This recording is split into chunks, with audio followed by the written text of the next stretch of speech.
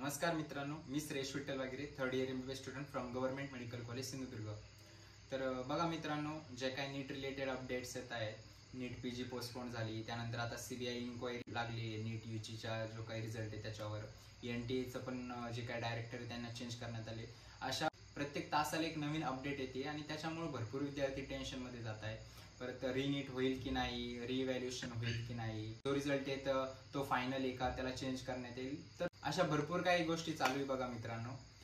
माझं असं सर्व विद्यार्थ्यांना म्हणणं आहे की ही सध्याची जी कठीण परिस्थिती ना, याच्यात तुम्ही फक्त एकच गोष्ट करू शकता आणि ती म्हणजे तुम्ही आतापर्यंत जे करत आलाय ते म्हणजे अभ्यास।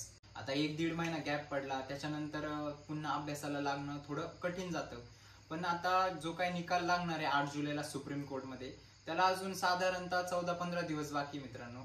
जर बाय चान्स असा जर काही वेगळाच निकाल लागला, रिनीट होण्याचा जर निकाल लागला, तर हा जो वेळ आहे ना तो पण आपण गमावून बसू। माझी विनंती सर्व विद्यार्थ्यांना, तुम्ही आतापासूनच अभ्यासाला लागा आणि इतर ज्या काही गोष्टी त्यांच्या नादी नका लागू।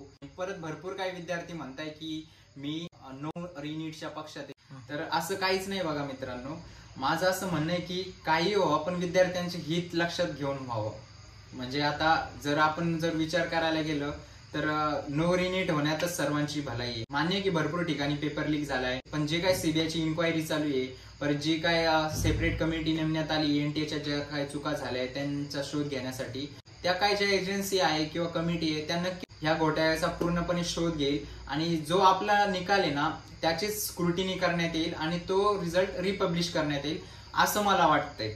आता म्हणजे याच्यातच सर्वांचं हित आहे बघा मित्रांनो। आता यातले जे काही विद्यार्थी ज्यांनी पेपर विकत घेतला किंवा इतर काही कुटाने करून पेपर मिळवला आणि मार्क्स मिळवले, त्या विद्यार्थ्यांचा जो रिझल्ट आहे त्याला डिसमिस करण्यात यावं। त्यानंतर इतर जे काही डिझर्विंग कॅन्डिडेट आहे त्यांचा फायदा व्हावा आणि तुम्ही सध्या इतर गोष्टींमध्ये आपला वेळ वाया नका घालू। तुमचा हा जो वेळ आहे ना त्याचा पुरेपूर फायदा घ्या आणि जर समजा काही अपडेट येत असल्या तर मी त्या कमीत कमी वेळामध्ये तुमच्यापर्यंत पोहोचवण्याचा प्रयत्न करत राहील। आणि इतर काही प्रतिक्रिया असेल त्या मला कमेंट मार्फत कळवा किंवा Instagramवर मला DM करा।